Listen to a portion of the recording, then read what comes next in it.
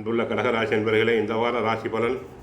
கடகராசினருக்கு ஜென்மத்தில் குரு, 2 கேது சுக்கிரன், அஷ்டமத்தில் ராகு, 9 சனி, லாபஸ்தானத்தில் செவ்வாய், விரய ராசியில் சூரியன் புதன் உள்ளனர். ராசிக்கு 2 சுக்கிரன், 9 சனி, 11 செவ்வாய் சஞ்சரிப்பது ஓரளவு சாதகமான அமைப்பு. 2 சுக்கிரன் என்பதால் தங்களுடைய தேவைக்கு தகுந்தபடி பண வரவுகள் வரலாம்.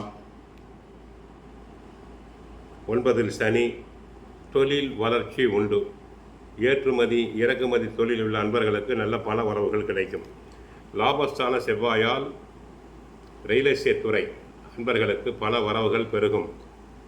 என்றைக்கோ வாங்கி போட்ட இடத்தினை நல்ல விலைக்கு விற்பீர்கள். வீடு கட்ட ஆசைப்படலாம், வீடு வாங்கலாம். கணவன் மனைவியிடையே ஒற்றுமை சிறப்பாக இருக்கும். சண்டை சச்சரவுகள் அனைத்தும் விலகிவிடும். பிள்ளைகள் வழியில் அனுகூலமான பலன்களை பெறக்கூடிய வாய்ப்பு உண்டு. வயது மூத்தவர்களிடம் பேசுகின்ற போது கவனமாக பேச வேண்டும். உடல் ஆரோக்கியத்தில் அக்கறை எடுத்துக்கொள்ளுதல் வேண்டும். ஏனென்றால் ஜென்ம குரு என்பதால் அவ்வப்போது உடல் நலன் பாதிக்கப்படலாம். சிறு உபாதை என்றாலும் மருத்துவரை சென்று சந்தியுங்கள். அதிக முதலீடுகள் கொண்ட செயல்களை தற்காலிகமாக தள்ளி வைக்க வேண்டும். உத்தியோகத்தில் உள்ளவர்களுக்கு நீங்கள் சிறப்பாக செயல்பட்டாலும் உடன் இருக்கக்கூடிய நபர்கள் உங்களுக்கு தேவையில்லாத நெருக்கடிகளை உண்டாக்குவார்கள் என்பதால் சூழ்நிலை புரிந்து நடந்து கொண்டால் வீண் பிரச்சனைகளை தவிர்க்கலாம்.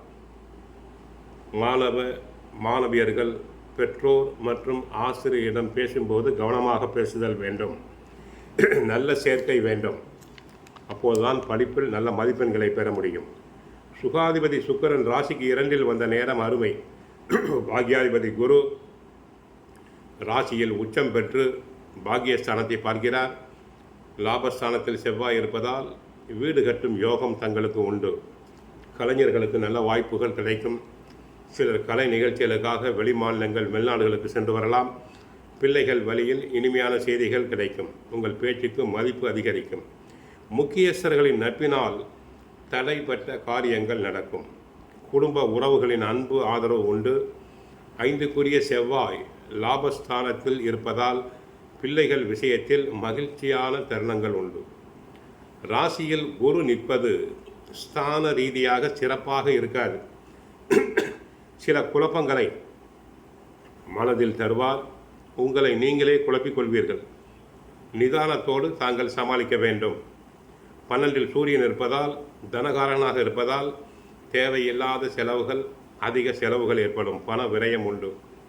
குறிப்பாக உணவு விஷயத்தில் கவனமாக இருத்தல் வேண்டும். வெளி இடங்களில் உண்பதை தவிர்த்தல் வேண்டும்.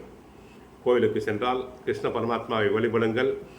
தினமும் சுந்தரகாண்டம் பகவத்கீதை படியுங்கள். நன்மை அடைவீர். வாழ்க வளமுடன்.